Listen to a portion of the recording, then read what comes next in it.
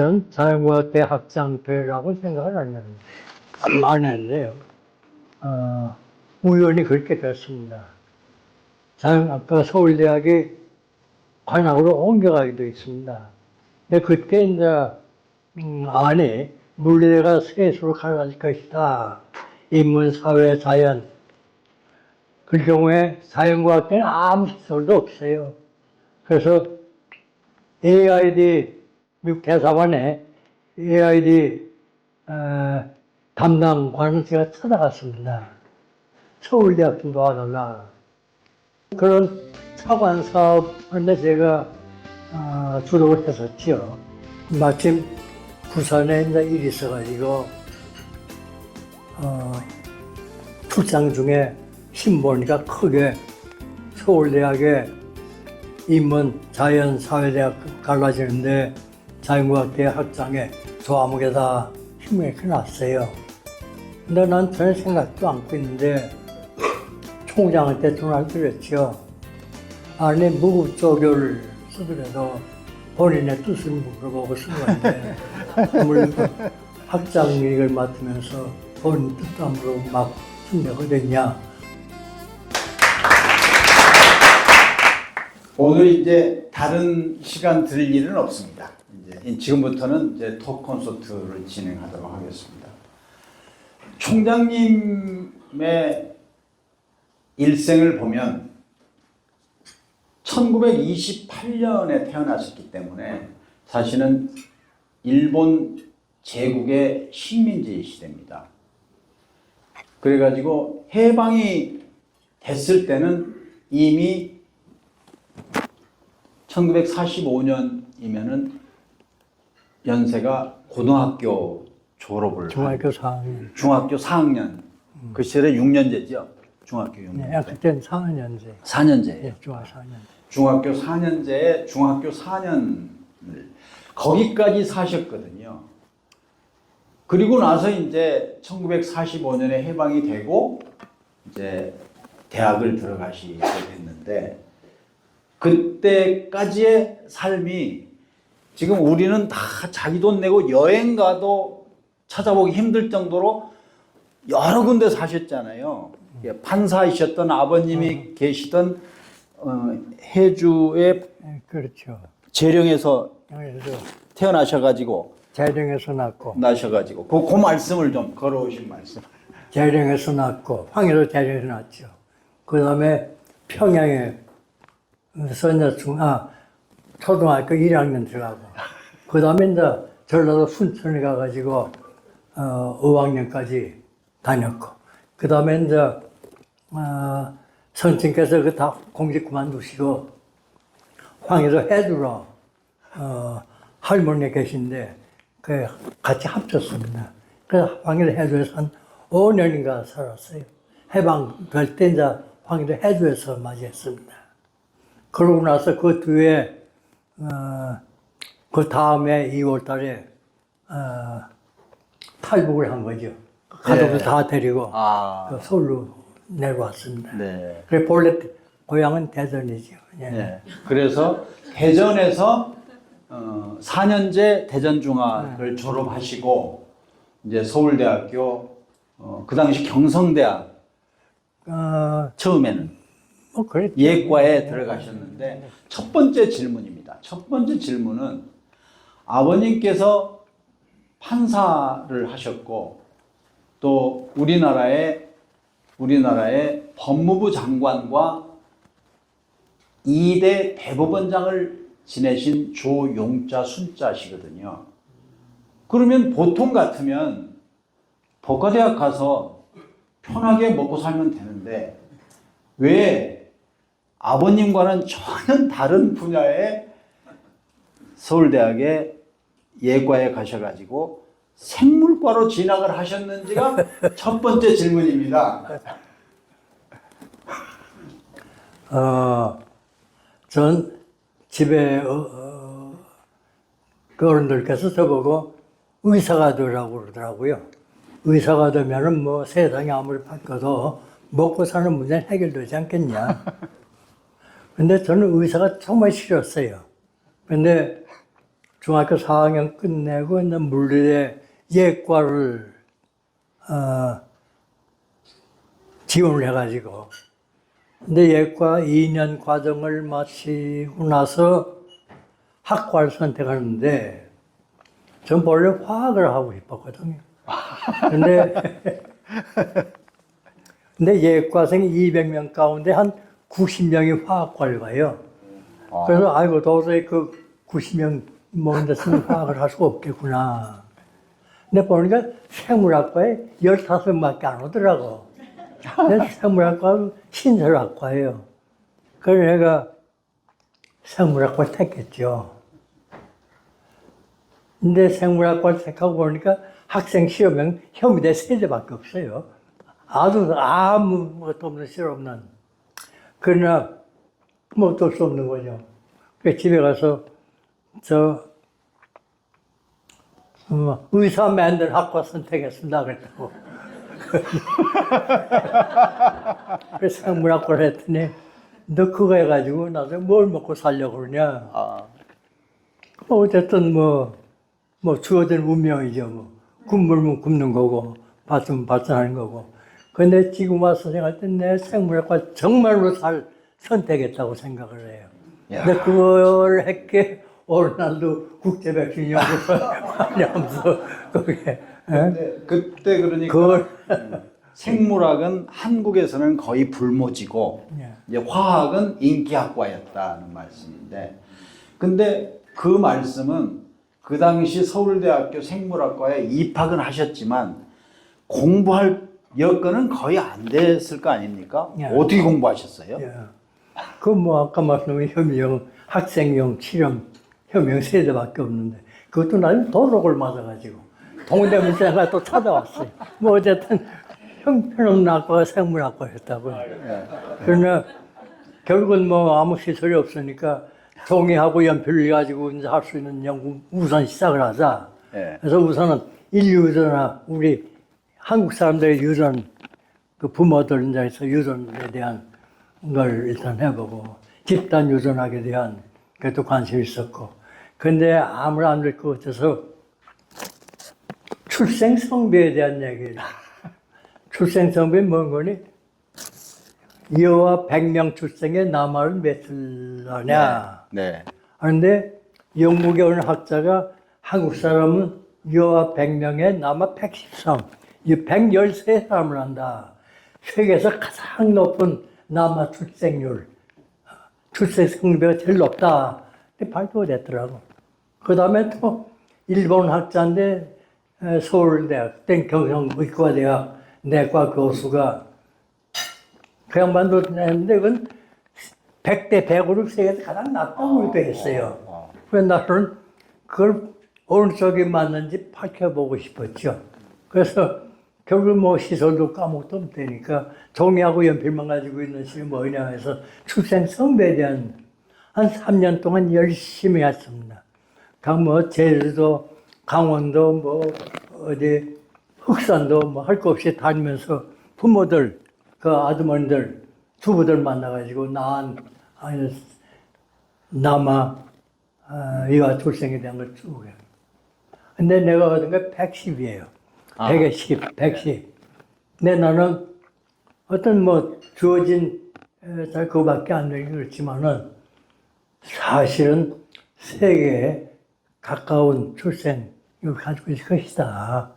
그러니까 우리나라하고 특히 남아 출생이 더 많을 수 없지 않겠는가 하는 생각을 늘 갖고 있는데도 뭐 어쩔 수 없는 거죠. 그래서 주부하고 만났을 때 여아 나가지고 쭉 자라다가 잃어버린 여아는 애색 한 줄 안 하고 잃어버린 남자는 그 남자를 낳았다는 이렇게 이제 하지 않겠냐. 그러니까 여아 낳은 건 애세 그 부모들이 잃어버리고 말았다. 그 뭐 수치지 않는다. 그러니까 결국은 110이 된 거 아닌가? 뭐 이런 생각이 들어요. 그러니까 한국 사람이라고 특별한 거지 않겠냐. 뭐 아직 그런 생각을 가지고 있습니다. 지금 굉장히 중요한 포인트를 총장님께서 말씀해 주셨습니다. 그 당시 서울대학교 생물학과에 연구할 수 있는 실험 기자재라든가 이런 게 열악했기 때문에 주어진 여건에서 할 수 있는 거는 결국은 연필 가지고 발로 뛰면 할 수 있는 성비 연구를 시작을 했다. 우리 살면서 나는 여건이 안 돼서 뭐 못 된다. 그런데 주어진 여건에서도 할 수 있는 게 있는 거거든요. 이제 그렇게 이제 세상을 출발을 하셨다 하는 말씀을 주셨습니다. 그리고는 이제 석사학위를 취득하신 게 56년이고 예. 바로 57년도부터 이제 생물학과 교수로 시작을 하셨어요. 어떻게 해서 그렇게 빨리 교수가 되신 겁니까? 그때 이제 생물학과를 졸업하고 난 뒤에 어떻게 서울 여의대 교수로 어떻게 발탁됐어요. 여의대 먼저 왔다. 네, 서울 여의대가 나중에 우석대학이 되고 우석대학이 고대의과대학으로. 고대의과대학의 전신이 서울 여의대. 출발이. 거기서 이제 강의를 맡아가지고 하다가 그때는 어떻게 두 군데 여의대에서는 조교수고 근데 마침 물대에서 철인 강사. 네. 그러니까 여의대 조교수, 물대 철인강사 양쪽을 다 했어요. 그땐 그렇게 교수 인력이 모자라니까 그럴 수밖에 없겠나 생각이 드는데 물대 조교수 되면서 서울여대를 그만뒀습니다. 그래서 이제 그 다음에 물대로 쭉 남게 됐었죠. 예. 잠깐 이제 방향을 돌려가지고 또 너무 또 전공 말씀만 드리면 이제 심심하니까 지금 우리 모두가 오래 살기를 바라거든요. 장수라는 꿈을 꾸고 살았는데 이루어졌거든요. 지금 이루어졌는데 최근에 이제 문제는 장수가 축복이 아니고 재앙일 수도 있다 하는 얘기가 많이 나오지 않습니까? 그런데 총장님께서는 장수도 하시면서 또 축복도 받으시고 지금 이 연세에도 계속해서 선한 영향력을 끼치고 계시는 비결이 뭐예요? 뭐 누가 나보고 어째 건강의 비결이 뭐냐 이렇게 묻는 사람이 꽤 있습니다. 그러니까 지금 1928년 누가 나보고 나이가 몇이요? 물어보면은 매년 바뀌나요? 어떻게 왜냐고 나한테 몇 년에 났다는 걸 안다고 1928년 28 청천이요. 그때 조선일보 이렇게 났더라고. 1928년 28 청천 뭐 K시니어 뭐 또 아무게 뭐야. 근데 어쨌든 28년 생각하면 벌써 97세인가? 난 지금 나이 잊고 산다니까. 그럼 간단히 말씀드리면 3년 있으면 100세가 되십니다. 근데 뭐 지난 2월 달에 생일 지났으니까 3년도 아니네 이제. 3년도 안 남았네. 2년 반도 안 남았네. 정말 저는 복이 많은데 매일 아까 건강 비결에 대한 얘기 가운데 하나가 전 지극히 소식입니다. 먹는 양이 굉장히 적어요. 그래서 중앙일보에 한번 그래서 기자들이 와가지고 인터뷰하는데 인터뷰 끝나고 나서 포함에 가서 이렇게 식사를 주문하는데 나는 우유하고 티라미수인가 고만했거든요. 근데 그 기자들은 뭐 이렇게 푸짐하게 10시까지 먹어요. 그래서 그걸 보고 그분들이 놀랐어요. 그거 먹고 그렇게 생활하냐. 근데 그렇게 돼요. 뭐 아침엔 빵 한 쪽, 우유 반컵 정도로 끝내고 그 다음에 점심엔 사무실 때는 우유 한 잔이 끝냅니다. 그 다음에 이제 집에 가서 보통 밖에서 한 3분의 1밖에 안 먹을 거예요. 국물하고. 근데 그거 가지고 어떻게 오래 사냐, 그거 가지고 어떻게 건강을 유지하냐. 근데 나도 잘 모르겠어요. 그거 가지고 다 지금 하루 생활하니까. 네. 오늘 질문을 어떻게 건강을 유지하십니까에 대한 질문을 제가 두 개로 쪼개서 하려고 합니다. 하나는 지금 말씀하신 거는 사실은 육체적인 건강이시거든요. 그래서 소식을 하고 있다. 근데 소식을 하시지만 아마 영양학자가 분석하면 생존에 필요하신 영양소는 다 섭취하시니까 저는 육체 건강을 유지하신다고 믿습니다. 사실은 더 중요한 거는 요즘에 더 중요한 거는 육체 건강 못지않게 중요한 거는 정신 건강이거든요. 지금 사람들이 전부 나이는 들었는데 정신이 오락가락한 치매라고 하는 위험성을 다 두려워하고 있거든요. 총장님께서는 어떻게 정신 건강을 아직까지도 유지하고 계십니까? 근데 그 제일 중요한 것이 마음을 비는 것 같아요. 네. 마음을 빈 생활이 결국은 건강 유지하는 근원이 되지 않을까. 무슨 욕심을 내면은 역시 스트레스가 생기거든요. 네. 아니, 그가 결국은 건강을 버리게 하는 일이 되지 않나. 근데 나는 평생 살면서 여러 공직에 책임 있는 자리 맡았지만은 내가 하겠다고 생각 하나도 없어요. 옆에 떠밀려가지고 이제 결국은 그런 자리를 맡았죠. 뭐, 총장 자르고, 부총장 자르든 하여간 내가 하고 싶어서 한 건 아니에요. 그냥 그대로 임명되는 대로 되면 그게 최선을 다하는 거죠. 그러니까 어쨌든 마음을 빈 생활이 결국 나를 건강을 유지하게 하는 근원이 되지 않을까 하는 생각을 늘 갖고 있습니다. 네. 오늘 이 서울대학교 자연과학대학에 뿌리를 둔 스파크 총동창의 주체이기 때문에 잠시 역사 시계를 뒤로 돌려가지고 서울대학교에 대한 말씀을 드리고 총장님의 행정가로서의 지도력을 배우고자 합니다. 서울대학교는 1946년에 미 군정 시절에 여러 가지 논란이 있었지만 여러 군데 있는 학교를 전부 서울대학교라는 지붕 위에다가 내려놓고 그리고 서울대학교 간판을 달았습니다. 그러니까 서울대학교의 초대 총장은 한국인이 아니고 미군 대위가 했습니다. 네, 미군 대위가. 이런 역사를 가지고 있습니다. 그래서 동숭동에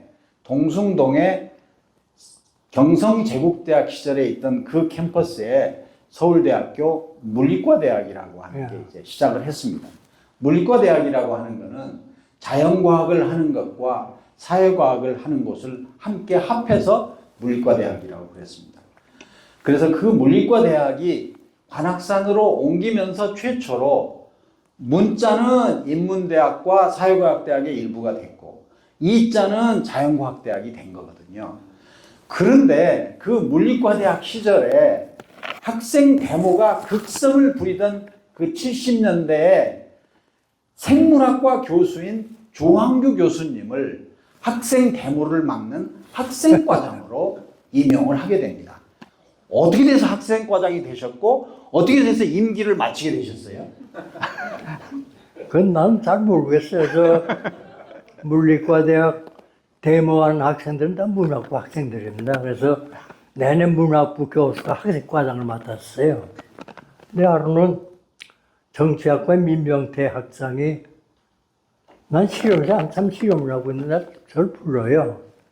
부르더니 학생과장 하셔. 아니 학생과에 이학부 교수가 합니까? 저는 안 합니다. 2시간 동안 해라 안 한다 했는데 결국은 발령이 난 뒤더라고요. 학생과장 하겠어? 하고 물어본 거 아니고 이미 학생과장 발령을 내놓고 있어. 근데 그때는 이미 벌써 한 200~300만 학생들이 막 데모 시작할 때요. 박정희 대통령 규탄하고 민주화 쟁취 한다. 근데 참 곤혹스럽더라고요. 그러나 나는 그 전에 학생과정에 3개월 하다 끝냈어. 3개월 이상 그 학생과정에 한 분이 한 분도 안 계십니다.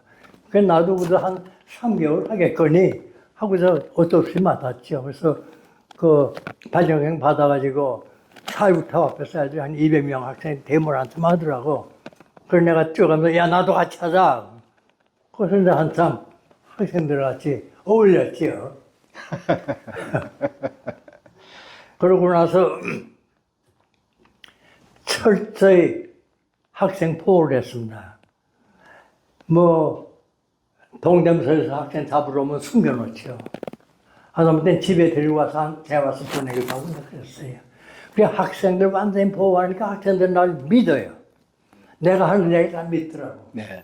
그러니까 큰 날카로운 구호를 좀 무디게 하고 2시간 데모하는 걸 1시간으로 끝내게 하고 무슨 도서관이나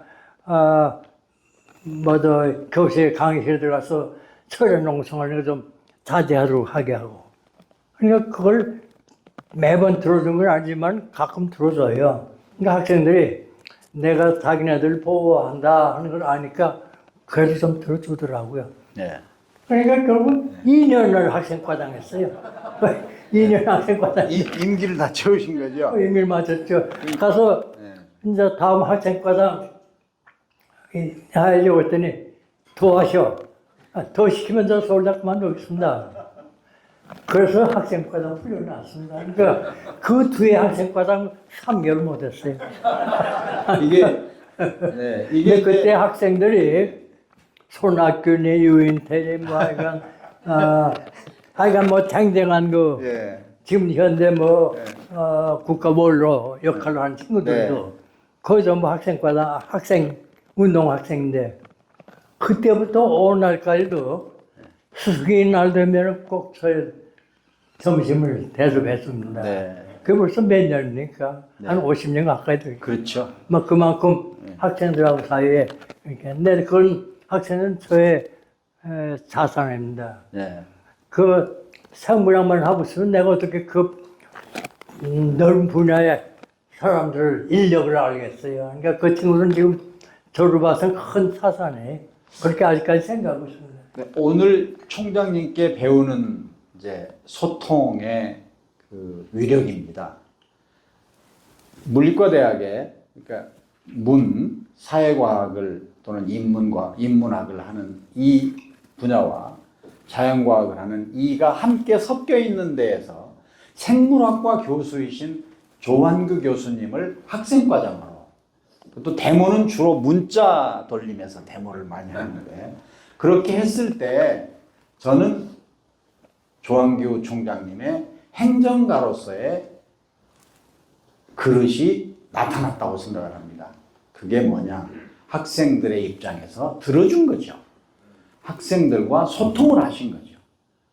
그러니까 생물학자 조환규 교수님이 아니고 학생과장 조환규 교수님이 되셨을 때는 생물학 교수로서의 입장이 아니라 학생을 돌봐야 되는 학생과장으로서 하신 게 학생들로부터 신뢰를 얻게 됐고 그 바람에 소통이 되게 됐고 그때 행정가로서의 능력이 발휘됐다고 생각을 합니다. 제가 오늘 총장님 뵌 김에 총장님의 살아온 고 행적을 논어로 말씀드리면 이렇습니다. 논어에 공자님이 제나라의 경공이 공자님에게 정치를 어떻게 하는 겁니까? 물었습니다. 제경공 문정어 공자. 그랬더니 공자님이 군군신신 부부자자라고 군주는 군자답게 신하는 신하답게 아비는 아비답게 자식은 자식답게 살게 만드는 게 정치 아닙니까? 근데 요즘에 우리가 들어보세요. 그 사람은 검사답지 않은 검사야가 칭찬입니까? 욕입니까? 칭찬이거든요. 그러면 공자님 말씀하고 다르다. 조환규 교수님이 생물학과의 교수로서 전문가로서 하실 때는 교수다운 교수였고 생물학자다운 교수였고 학생과장으로서는 교수답지 않게 학생의 입장을 고려하는 그렇기 때문에 본업인 전문성일 때는 다워야 되는 거고 본업이 아닐 때는 답지 않은 게 칭찬받는 일이다. 이게 조환규 총장님의 행정가로서의 그릇이 아닐까. 박수 한번 쳐주시기 바랍니다.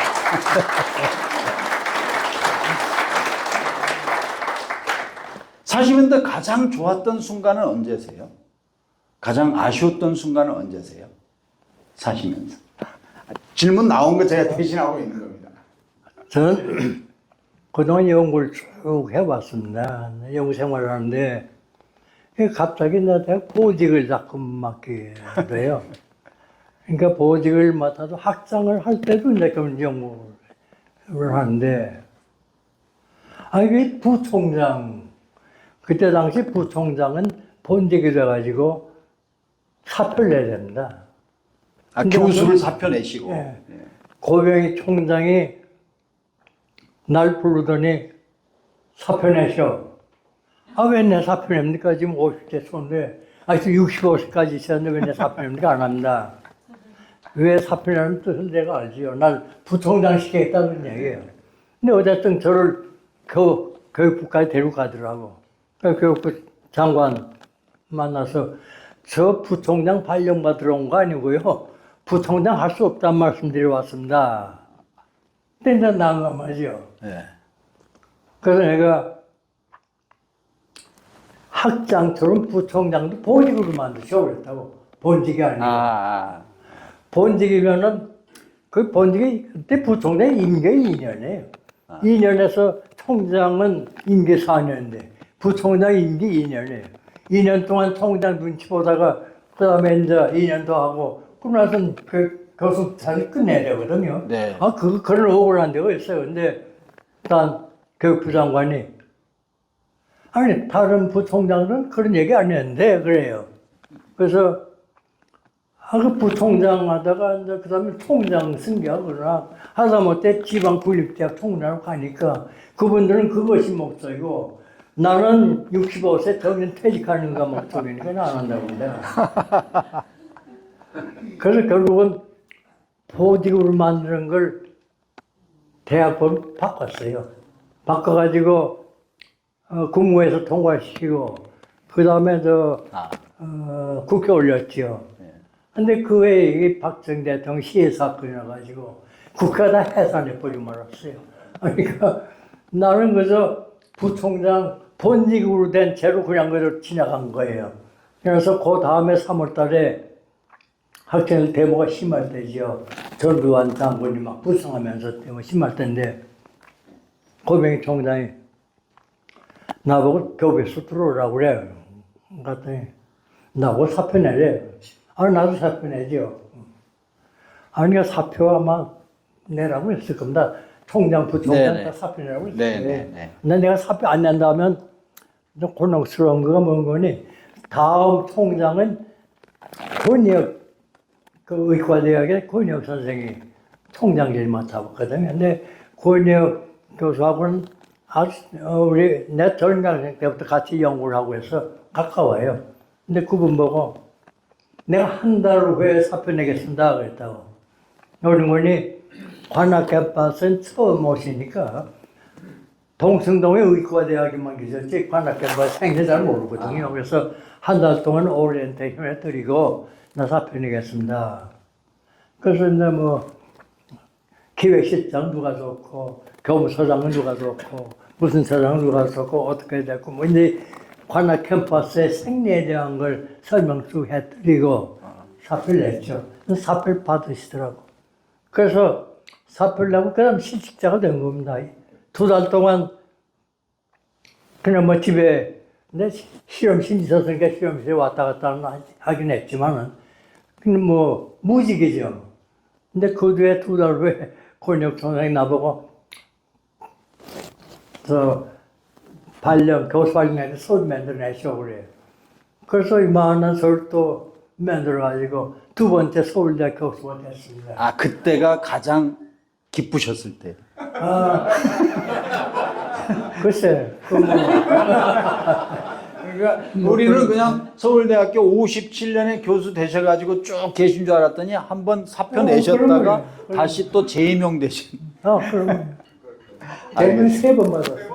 재임용을 그 다음에 또 한 번. 네. 총장 끝나고 나서 1년만 밖에 안 남았어요. 네. 정년이. 네. 그러니까 1년 반 남은 걸 또 서울을 만들어가지고 교수를 복귀하기 어려워서 좀 쑥스럽고 그래서 총장 끝나는 데는 바로 중국의 영길시에서 무슨 국제 행사가 있었습니다. 그 기조연설을 하러 갔다가 끝나가 열심히 왔더니 내가 서울대 교수 발령 났더라고. 권수일 교수가 학장일 때 교수들 전부 동원을 해가지고 저희가 교수 발령연설을 다 만들었어요.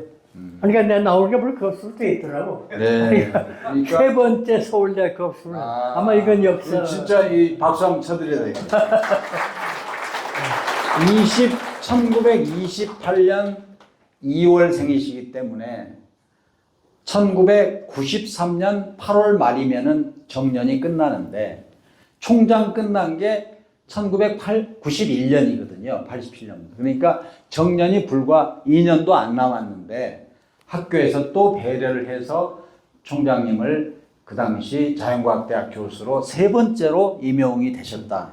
이거는 뭐 학장님이 힘썼다기보다 학 총장님이 쌓아놓으신 덕이 이분을 정년 퇴임을 하시게 해서 오늘날까지도 그래서 명예교수 하고 계신 거잖아요. 당연히. 네, 감사합니다.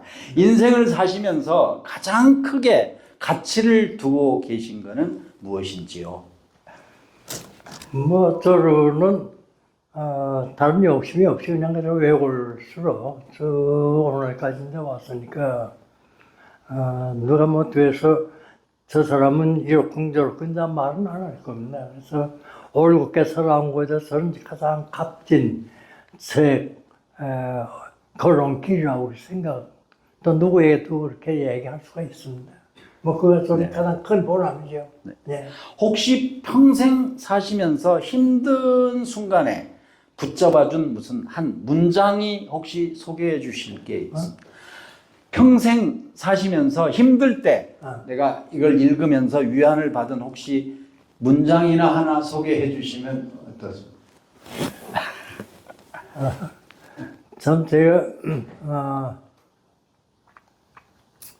참 사람은 물론 순조롭고 편한 길만 아니었죠. 그런데 어떻게 어려운 일이 없었겠어요. 근데 결국은 무슨 뭐라고 뭔가 자기 분수를 알면서 이렇게 깎고 잃어버렸네. 그래서 사자 성공인데 무슨 안분지족? 안분지속. 네, 안분지족. 그걸 그냥 그대로 내내 지금 키우고 있습니다. 그러니까 뭐 그렇죠. 뭐 그런 거. 안분지족. 예, 안분지족. 오늘 조금 다른 말씀을 여쭤보려고 합니다. 지금 우리나라에 국제기구를 유치해서 지금 서울대학교 구내에 있는 국제기구가 딱 하나 있는데 그게 국제백신연구소입니다. 국제백신연구소에 유치위원장부터 시작을 하셔가지고 처음에 그걸 만드셔서 지금 국제백신연구소의 상임고문으로 매일 출근을 하고 계십니다. 국제백신연구소를 유치하시게 된 경위부터 잠시 소개해 주시면 감사하겠습니다. 제가 이제 총장 그만둘 때 그때 이제 국제백신연구소 사업에 대한 얘기가 나왔습니다. 근데 그 뭐니 1900년에 74개 나라 정상들이 모여가지고 후진국 어린아이들이 전염병으로 뭐 콜레라나 뭐 장기부스 이런 거죠. 1년에 죽는 애들이 800만 명이래요. 그러니까 이 어린아이들 좀 어떻게 구해야 될 거 아니냐 하려면은 값싼 백신 개발을 해야 된다. 뭐 그런 얘기가 있었어요. 그걸 제가 이제 알았죠. 그래가지고 국제백신연구소 우리에서 유치해야 되겠다. 그래서 결국은 국무총리, 국회의장, 교육부 장관 뭐 이런 분들한테 그걸 유치할 필요성에 대한 걸 제가 설득을 했어요. 그러고 난 뒤에 입시 선정 의원들이 왔는데 그때 김영삼 대통령께도 말씀드렸지요. 아무래도 국제백신연구소 우리나라가 유지할 수는 없다. 왜냐면 국제백신연구소 값싼 백신 개발한다는 그 인도적인 면도 있지만은 국제백신연구소에서 만들어진 백신은 생명과학의 마지막 산물이다. 그러니까 우리나라 생명과학의 발전에 크게 기여할 계기가 되니까 그걸 꼭 했으면 좋겠다 했더니 김영삼 대통령께서도 오케이 우리가 하자. 그래서 김영삼 대통령 1995년에 유엔 총회 가셔가지고 대한민국이 전 세계 어린이 질병 치료에서 국제백신 연구소 세우기로 했다. 이렇게 선언을 했어요. 그런데 문제는 뭔 거니? 예산대로 예산 관료가 도대체 할 수 없다. 그건 돈 될 수가 없다고. 아니, 대통령께서 그렇게 말씀하셨는데, 그럼 대통령한테 돈 달라고 그러고, 우리 돈 없다고. 근데 그건 내가 이해가 돼요. 그 주머니는 하나인데, 각 부처마다 이제 예산 들어나가는데, 그게 그냥 어렵거든요. 근데 신규 사업을 어떻게 합니까? 그거 하려면은 5,000평 부지 위에 5,000평 건물 떼어서 60만 달러의 연구시설 해야 되고, 매년 유치한 나라가 전체 예산의 한 70억을 내야 되고, 뭐 이런 조건이에요. 그러니까 예산 쪽에서 그걸 받아들이겠어요. 그러니까 돈 없다고. 그래서 결국은 5년 동안 제가 싸움질 했습니다. 제가 이겼어요. 그래서 본래는 1998년에 그 연구소가 써야 되는데 2003년에 이 연구소 그때 노무현 대통령께서 외교사절단 뭐 관료들 산업체 인사 뭐 이런 한 200여 명 모인 자리에서 국제백신 연구소를 대한민국이 건립을 해서 국제기구에 기증한다. 기증식을 했습니다. 그래서 결국은 국제백신 연구소가 그대로 이제 썼죠. 그러니까 국제백신 연구소는 제가 이제 싸운다예요. 설자다. 그래서 보면은 작년에 25점 비밀 때 나한테가 파운더드 메달 주더라고요. 네. 그래서 국제백신 연구소의 문제는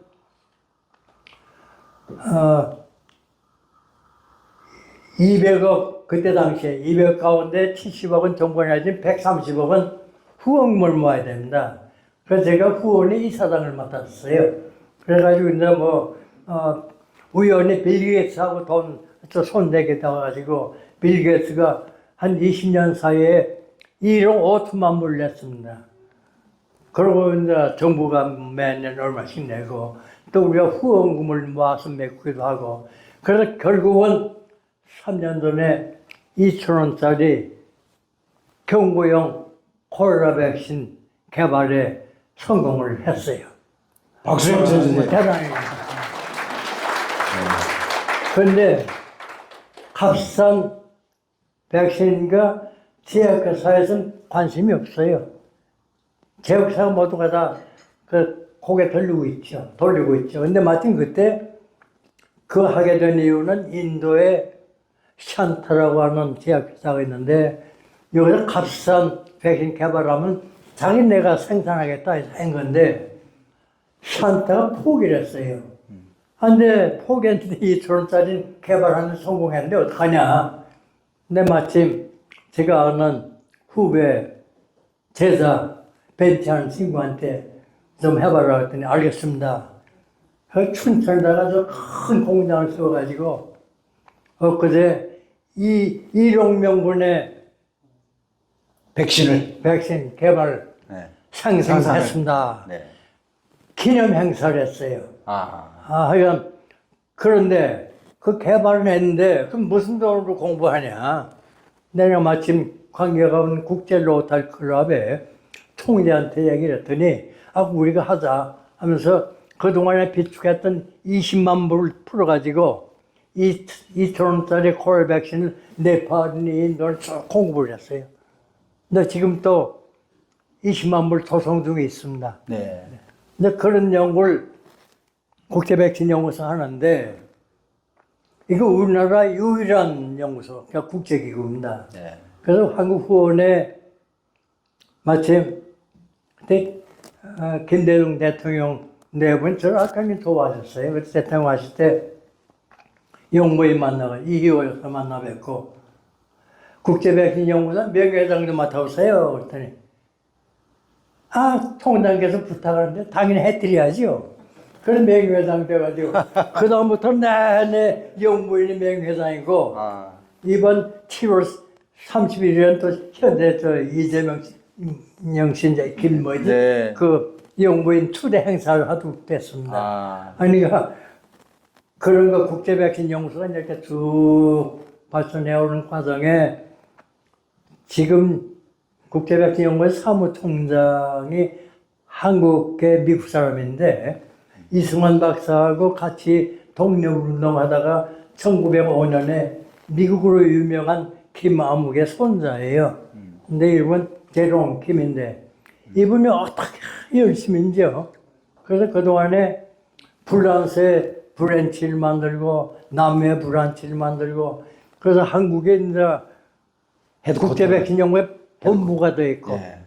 그다음에 세계 여러 군데 국제백신연구소를 설립을 했어요. 뭐 그런 연구소의 이제 중심에 제가 늘 나가서 뭐 특별히 연구를 돕는 건 아니지만은 그 사람들 도와주고 일종의 브레치 역할을 해주죠.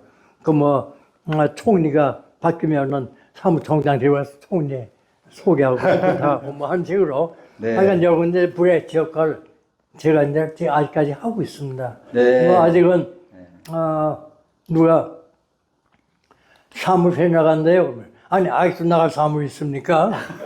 이제 뭐 내일 모레 100세 늙으니까 아직도 사무실 나갈 수 있으니 이거보다 더 복 많은 사람이 어디 있어요. 아니, 그래서 얼마나 복이 많다 생각하고 있습니다. 얼마나 생물학자로서 가장 의미 있는 일 하신 거 아닙니까, 사실.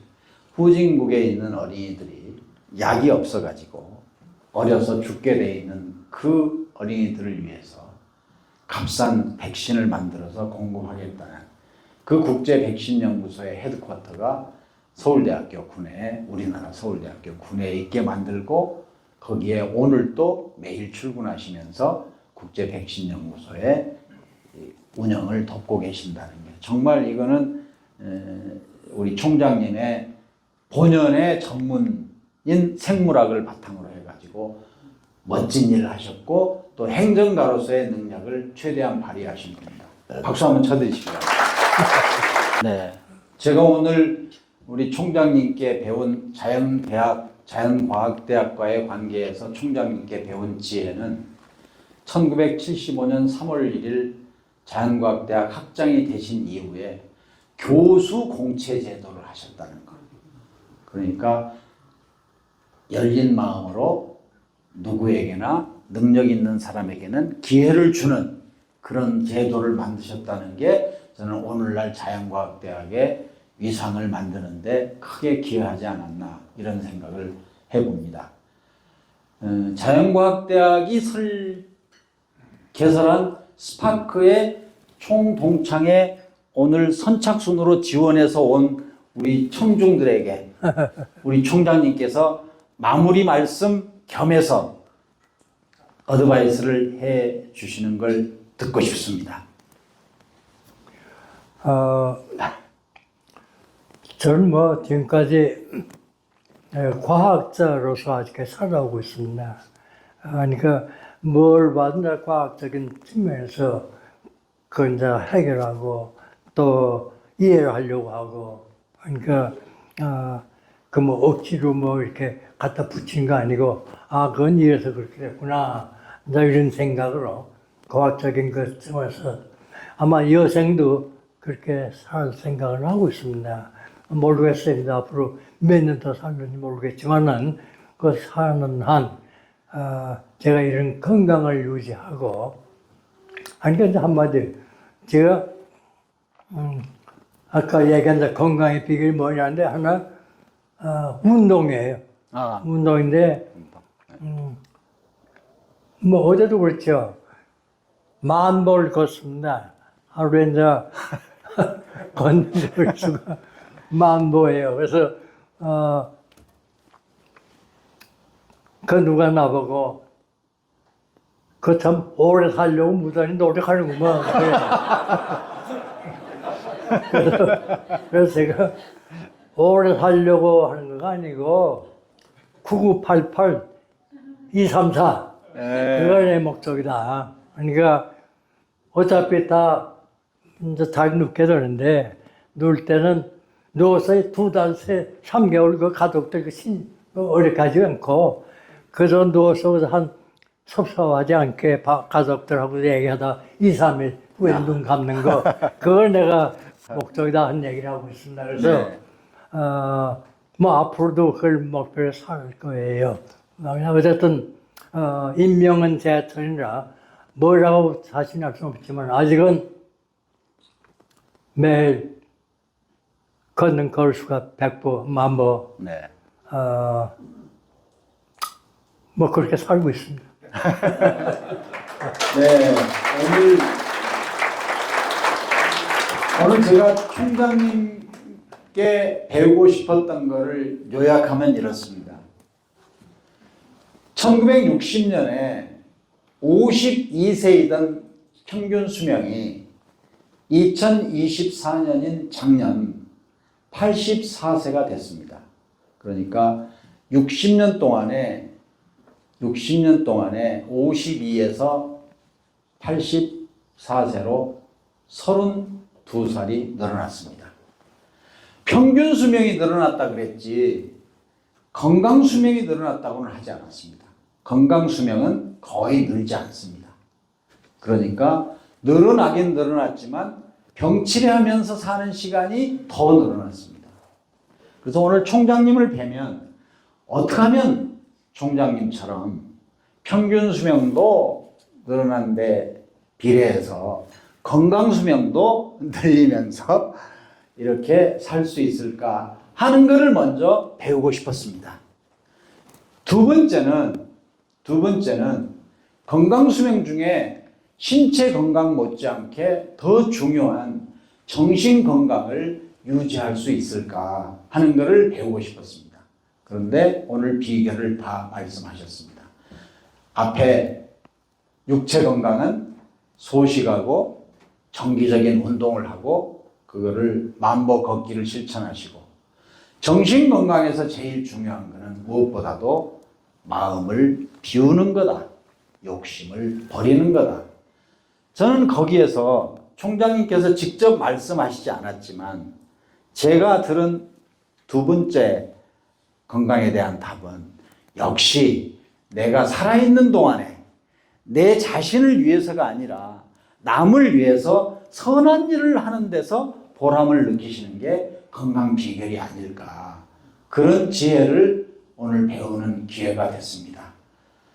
그러므로서 우리가 기왕에 오래 살게 됐는데 기왕에 오래 살게 됐지만 이제 윤동주 시인처럼 짧게 살기는 이미 틀린 인생인데 류관순 열사처럼 이미 그렇게 살 수는 없는데 그러면은 우리가 기왕에 오래 살게 된 인생을 길게 살지만 가늘지 않게 굳게 살려면 어떻게 롤 모델이신 조항규 총장님의 삶의 궤적을 본받을까 하는 아침 서울대학교 자연과학대학 스파크 중동창의 제1회 학술문화 포럼이었습니다. 여기까지 여러분께서 처음부터 끝까지 경청해 주셔서 대단히 감사합니다. 그래서